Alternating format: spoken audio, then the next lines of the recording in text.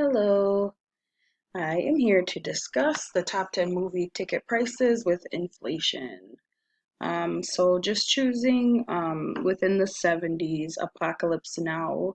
That movie came out in 1979. Prices were at 251, and then converting them to 2020, 895 with a 256%. Um, and then again in the 70s, earlier 70s, Godfather. um, in this year, we see that inflation spiked pretty high from 251 to 934. We know within the 70s that inflation was at an all-time high around that time. And then in 2020, if it would have stayed that high throughout the years, it would have been at $57.83 with a 519.2% inflation. So that's pretty interesting. And then the movie Gandhi in the 80s, 1982, the prices came back down at 294. And then if it would have stayed at that same rate in 2020, 789 with 168.2%. Citizen Kane in the 40s, 1941, was only at 25 cents a movie. So that was pretty cool. And if it would have stayed again the same um, here in 2020, we would have been looking pretty good. $4.40, um, still at 1,660.6% inflation. Wizard of Oz, my all-time favorite, in 1939. Again, those lower prices in the cents.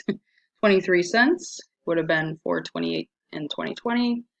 1761.9% inflation. In Forrest Gump, 1994.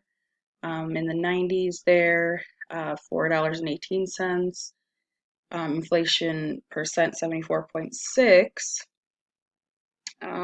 with that $7.30. And then we have Independence Day, 1996, so still staying pretty close within the 90s there, 442. And today, with 65% inflation, $7.29. And then we have Star Wars, Episode 2, Attack of the Clones in 2002. Um, the price didn't raise that much between the 90s and 2000s at 581. And then in 2020, 18 years later, 839, 43.9% inflation. And then we have Shrek the Third in 2007, so getting a little later here, $7.18. Um, Raising 24.8% at 896. And then I kind of thought it would be interesting to see just from year to year, because we are in 2022 at a very high peak inflation rate. Just looking at the Battle of the Lake Changjin, can't really pronounce it.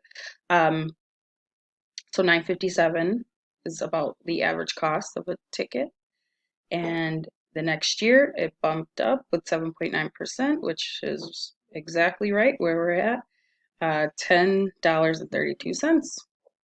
Um, so just without it, without looking throughout these numbers, it's just very important that we use real numbers and the real G gross GDP. Excuse me, always get tongue twisted with that one. To continue with inflation and continue seeing what it looks like from year to year. Thank you very much.